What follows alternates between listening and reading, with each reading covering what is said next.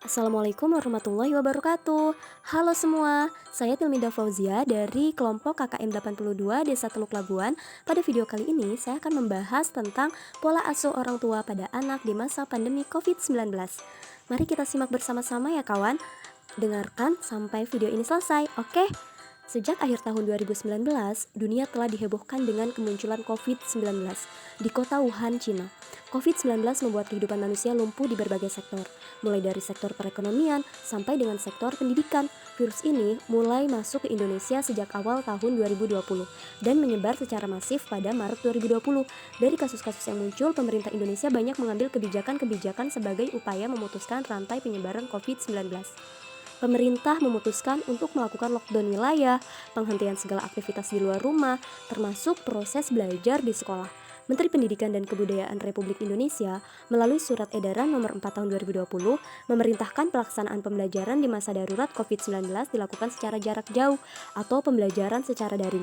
Sejak kebijakan belajar dari rumah diberlakukan, peran orang tua semakin bertambah. Orang tua dituntut untuk menerapkan pola asuh yang baik dalam mendampingi anak selama waktu nyaris 24 jam.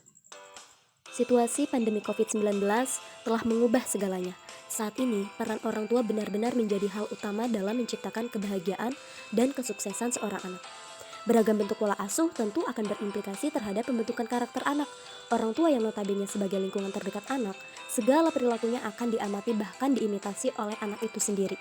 Sebagaimana pendapat yang disampaikan oleh Harlock, perlakuan orang tua ke anak akan mempengaruhi sikap dan perilaku anak, di mana secara tidak langsung, kebijakan belajar dan bekerja dari rumah telah mengembalikan fungsi keluarga sebagai pusat segala kegiatan dan tempat utama terjadinya pendidikan bagi anak. Dalam situasi pandemi COVID-19, peran orang tua dan pola asuh yang digunakan orang tua dalam pengasuhan, perawatan, dan pendampingan pendidikan kepada anak menjadi hal yang sangat penting, karena keluarga merupakan unit terkecil dan tempat utama bagi kehidupan anak, serta di dalam keluarga juga anak dapat memahami dan mengimitasi segala bentuk kebiasaan, tingkah laku, nilai-nilai moral, dan agama yang telah menjadi kebiasaan keluarga. Diana Bomerin memperkenalkan pola pengasuhan dalam 3 bentuk, yaitu authoritarian, autoritatif, dan permisif. Yuk kita kupas satu persatu. Yang pertama, otoritarian, yaitu orang tua yang menerapkan pola asuh otoriter memiliki ciri membatasi anak, berorientasi pada hukuman, sangat jarang memberikan pujian. Dalam pengasuhan otoriter, orang tua berusaha membentuk, mengendalikan, serta mengevaluasi tindakan anak sesuai dengan kehendak orang tua. Dampak dari pola asuh otoriter menjadikan anak yang tidak stabil emosinya, cenderung pasif, tidak mandiri, penuh dengan konflik, kurang percaya diri, dipenuhi rasa khawatir jika tidak sesuai dengan kehendak orang tua, sehingga kurang mengeksplorasi diri dan menghindari tugas-tugas menantang. Yang kedua, permisif. Orang tua dengan pengasuhan permisif cenderung sedikit memberikan perintah, jarang menggunakan kekuasaan dalam mencapai tujuan. Dalam pola asuh ini, orang tua memberikan kebebasan kepada anak, memanjakan anak, membiarkan anak melakukan apapun tanpa bimbingan. Akibat dari pengasuhan permisif, anak cenderung menjadi pribadi agresif dan impulsif karena memiliki kebebasan berlebihan. Selain itu, anak menjadi pencemas karena bingung apa yang harus dilakukan dan apakah dia sudah melakukan sesuatu yang benar. Dan yang ketiga yaitu autoritatif. Orang tua dengan pengasuhan otoritatif disebut dengan orang tua yang demokratis. Dalam pengasuhan, orang tua tetap memiliki standar perilaku dan juga tetap responsif terhadap kebutuhan anak. Ciri pengasuhan demokratis, orang tua mendengarkan pendapat anak, mengarahkan, menghargai, menerapkan standar perilaku dengan jelas dan konsisten, serta tetap mengenali kebutuhan penting bagi anak. Di masa depan, anak yang mendapatkan pengasuhan demokratis cenderung menjadi pribadi yang hangat, merasa dihargai, percaya diri, memiliki kematangan emosi dan sosial yang baik. Pola asuh otoritatif dapat dijadikan acuan untuk pengasuhan anak selama pandemi. Bomerin dalam Santrok 2003 menjelaskan pola asuh otoritatif memberikan dampak positif bagi anak, karena selama pengasuhan, orang tua cenderung bersikap responsif, bersahabat, dan mampu mengontrol diri. Pola asuh otoritatif akan membesarkan anak yang memiliki tanggung jawab, mampu mengatur diri sendiri. Selain itu, orang tua yang otoritatif cenderung memberikan bimbingan secara rasional dan cukup sabar dalam memberikan konsekuensi tindakan kepada anak. Walaupun dalam pengasuhan otoritatif, tingkat tuntutan sangat tinggi, namun orang tua tetap menerapkan komunikasi yang efektif antara orang tua dengan anak, sehingga anak dengan aturan tertentu tetap dapat meregulasi diri untuk menjamin kemandiriannya. Nah, selama pandemi COVID-19, pola asuh otoritatif dapat dilakukan orang tua dalam membimbing dan mendidik anak yang dapat diwujudkan dalam beberapa bentuk, yaitu pertama, menjaga kesehatan anak. Di pandemi COVID-19, para orang tua harus tetap menjaga kebersihan, menerapkan hidup sehat untuk memastikan kesehatan anak. Menurut Kurniati Alfreini dan Andriani tahun 2020, orang tua cenderung merasa khawatir dengan kesehatan anaknya. Agar orang tua dapat menjaga kesehatan anaknya, maka orang tua mengajarkan kepada anak untuk mengikuti protokol kesehatan. Saat mengajarkan penerapan hidup sehat, orang tua perlu memberikan contoh hidup sehat, rapih, dan selalu menjaga protokol sebagai bentuk dari mendidik anak. Anak cenderung lebih cepat belajar dengan cara meniru lingkungannya. Sehingga penting untuk menerapkan hidup sehat dalam kehidupan sehari-hari. Edukasi tentang hidup sehat dapat disampaikan dengan memberikan contoh untuk selalu mencuci tangan dengan sabun dan air mengalir, dan menggunakan masker jika harus keluar rumah.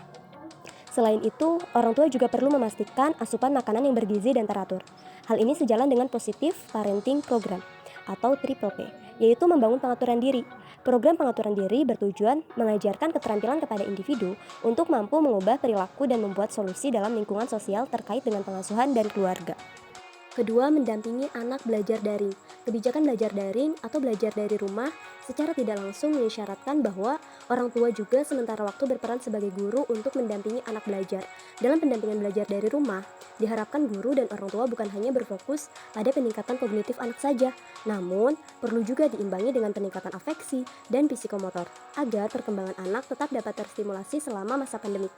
Kegiatan mendampingi anak belajar akan dimaknai lebih bagi si anak itu sendiri.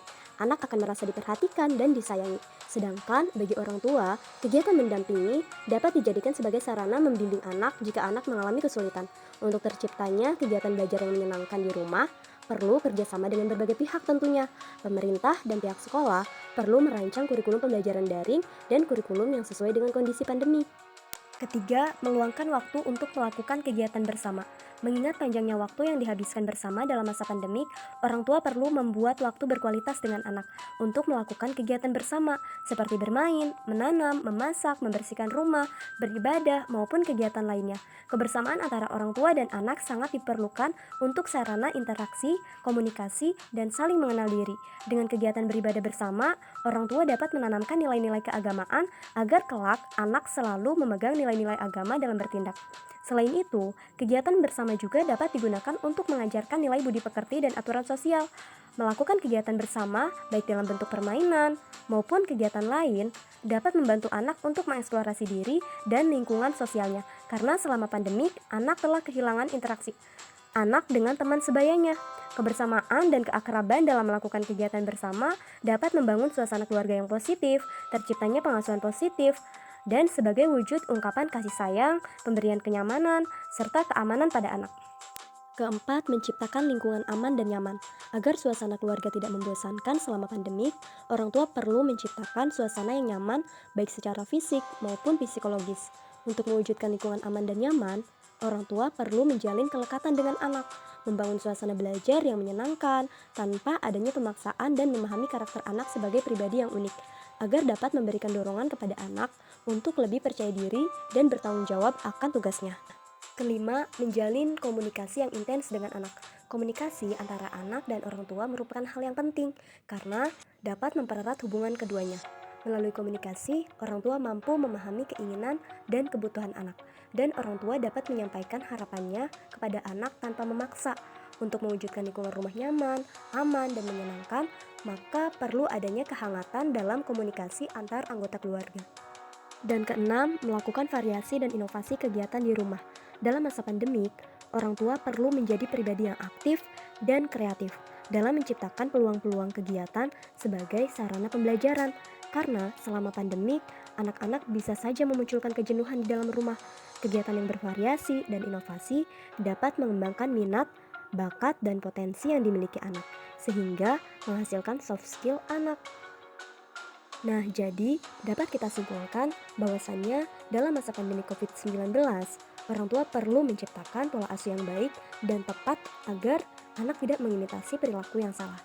Mengingat waktu kebersamaan antara orang tua dan anak dalam masa pandemik sangatlah panjang, sehingga anak mungkin sekali menunjukkan mirror of effect atau fenomena perilaku anak yang dihasilkan dari cerminan perilaku lingkungannya dalam berperilaku. Pola asuh yang dimungkinkan untuk tetap menjaga keharmonisan, kasih sayang, dan ketegasan orang tua kepada anak adalah pengasuhan autoritatif. Terima kasih, semoga video ini bermanfaat untuk kita semua. Assalamualaikum warahmatullahi wabarakatuh.